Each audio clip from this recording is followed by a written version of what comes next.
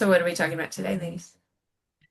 Well, I think we should talk a bit more about the difference and the blurry edges between management and leadership, because obviously a lot of our conversation is for managers, but I Mm. think we need to consider the distinction between those two things and how they cross over.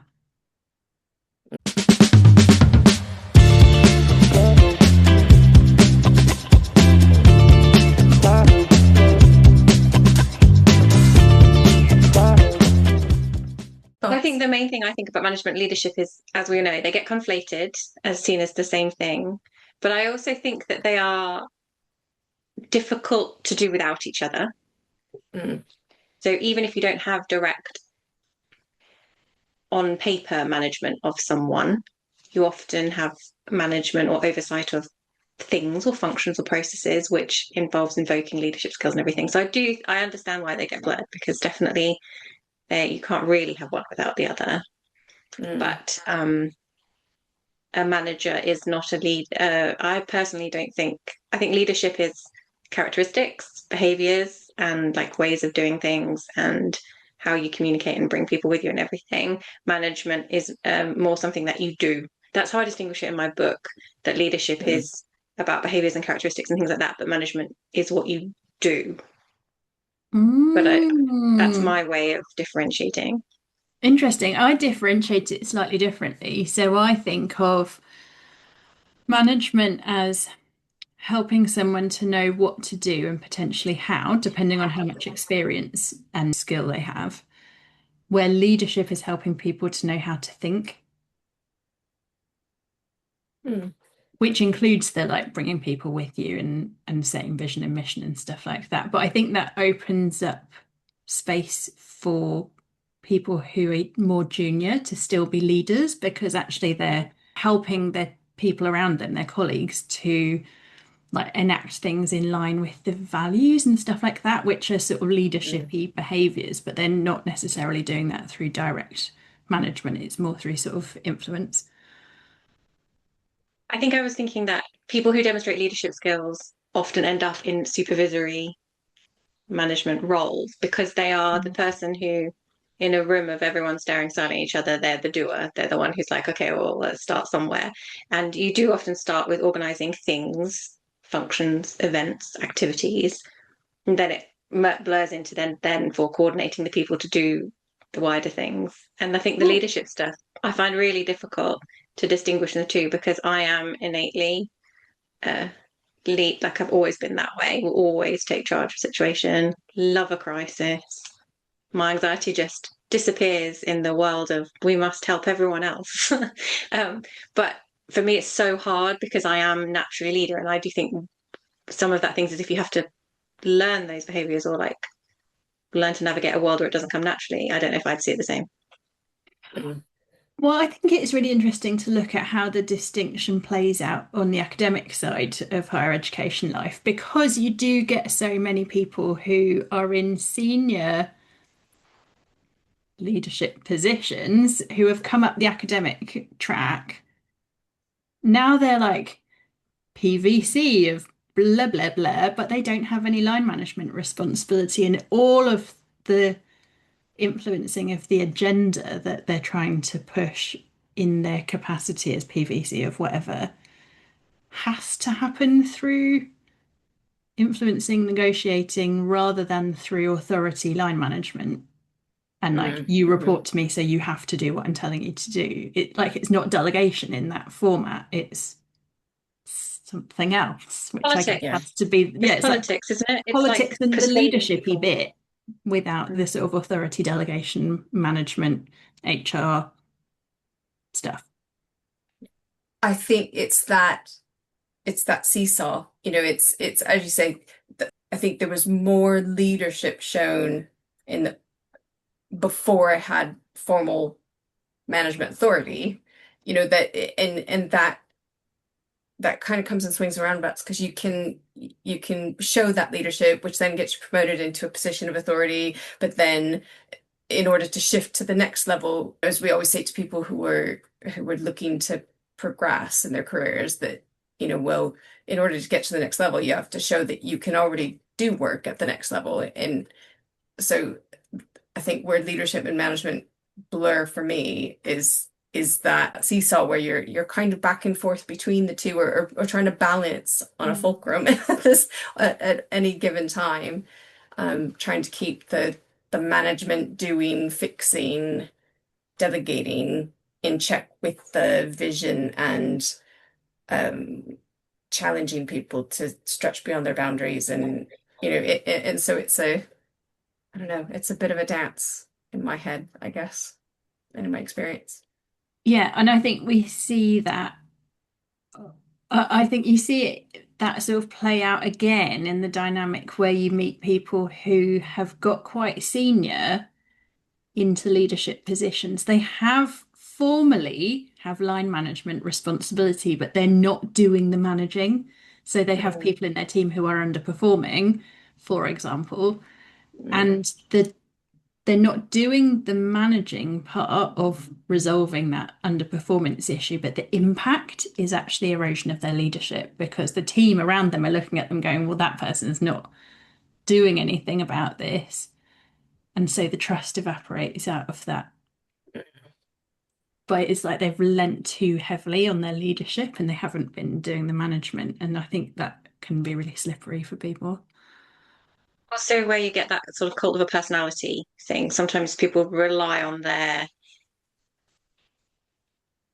leadership attributes that are also sort of personality attributes and a way, and they can ride that little bit, and you sort of need the structure and substance of the mechanics of the skills you build in line management to underpin it.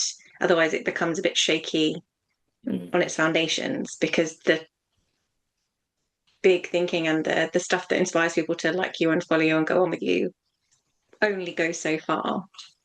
I was going to say that charisma, Hmm. brings people on board, but Hmm. it won't keep them there if it's um smoke and mirrors. I do think that's why some kind of faculty leadership partnerships work really well though, right? When you end up in a situation where you've got like an academic dean who's very like has the charismatic leadership vibe, and then you've got a like a faculty operating officer or whatever the title is that's the PS lead who's very strong on management. Actually, that can work in the way Mm. that, a CEO and a COO work where they complement each other's skills.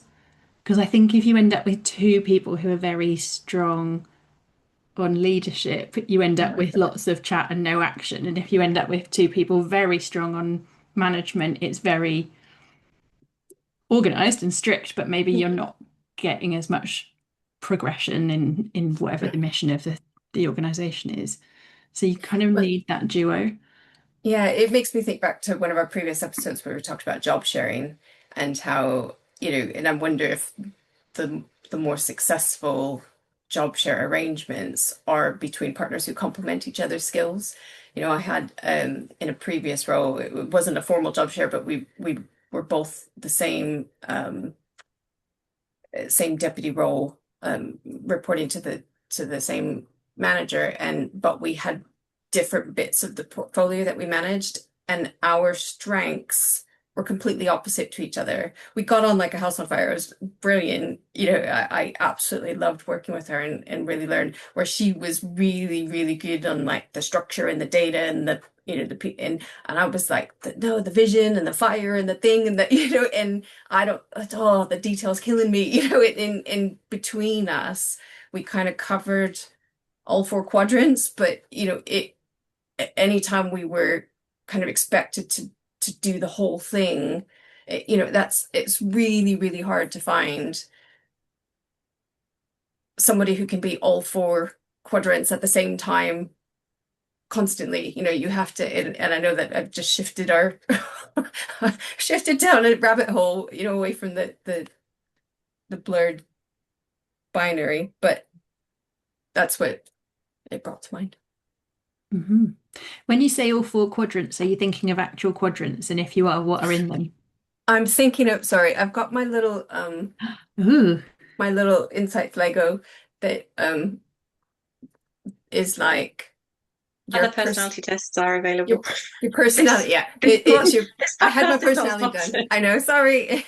It's but so it was like basically I was a red and yellow and she was blue and green, and like we're our two top, and so between us it worked really well. And and yeah, it's like involve me, be be brief, be bright, be the like the phoenix on fire, okay, here's, what we're gonna do. And then it's like, give me the details, show me you care, show me that, everybody's been included in the consultation, and that and so those were sort of the four. Anyway, I think in pictures, so I can't always articulate I, it. I know what you mean though, having experienced it with in the leadership partnership, so being a deputy to somebody. So like the two of us kind of led a Mm, function. And the hardest bit when the person went on maternity leave and it was just me. One, I mean, obviously I didn't back from my post, that would have been helpful, but um was more what was missing. It wasn't really that I couldn't do the job alone. It was that we were so much stronger and better yeah, together because yeah. we lent into our different areas. We had our spheres of influence, you might say, like things we focused on, things we specialized on, everything, but we also knew each other's skill sets and would allow each other to lean into them. Mm. So, does the most senior person have to be the stronger leader? Can they be stronger in management and then the partner who's, in the sort of CEO, COO, does it ever work where the CEO is actually more strong on management? I think it does, where the second person, the COO, the deputy, recognizes that that is not any kind of diminishment or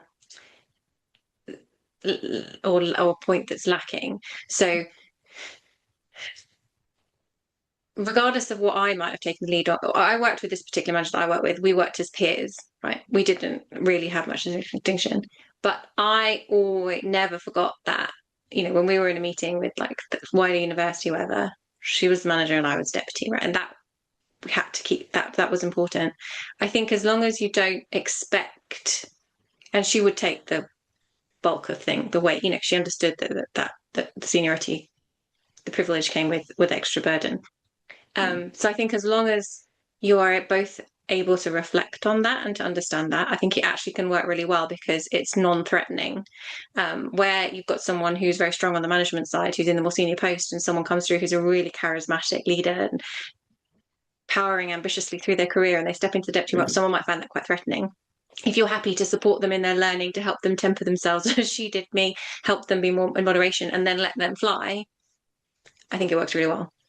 I think that's why a lot of people get stuck in grade nine jobs, or, for let's not have the numbers, but they're kind of In the pay scale, and they don't get the spots. They don't end up on the they spots. don't get to No. be the whatever director, associate director, they're like head of whatever level because they've got somebody who is associate director who's hoarding the management and won't let go of it. And this person has come up behind them who's very charismatic and is like, give it to me. Give me the stuff. I need to develop my leadership. And they're like, no, but I'm manager here. I'm going to hold on to all of this and have skip level meetings with all of your team and blah, blah, blah. And kind of, there's a real like holding feeling about that. Yeah, Mm. So I I've think had for that those too. people, they need to move. You got to get out of there. Mm. As we always come back to, just to finish on, the best managers and leaders are the ones that are not threatened by other brilliant managers and leaders and who are happy to coach and help them develop and let them fly and let them overtake them and just be and learn from them too. That's the Mm. best. Like the second your ego gets, second you think too much of yourself is when it all starts to teeter and topple. So we'll end on that note of warning. I remembered my Absolutely. mug this time. Oh, well done. Oh, well done. I didn't. It's too warm for tea. I've got water, I'm Oh afraid. yeah. No, I've only got Same. water in it. Oh, okay. Oh, Well, we'll I see always you think next water I'll time. tastes see you funny. next time. See you next time.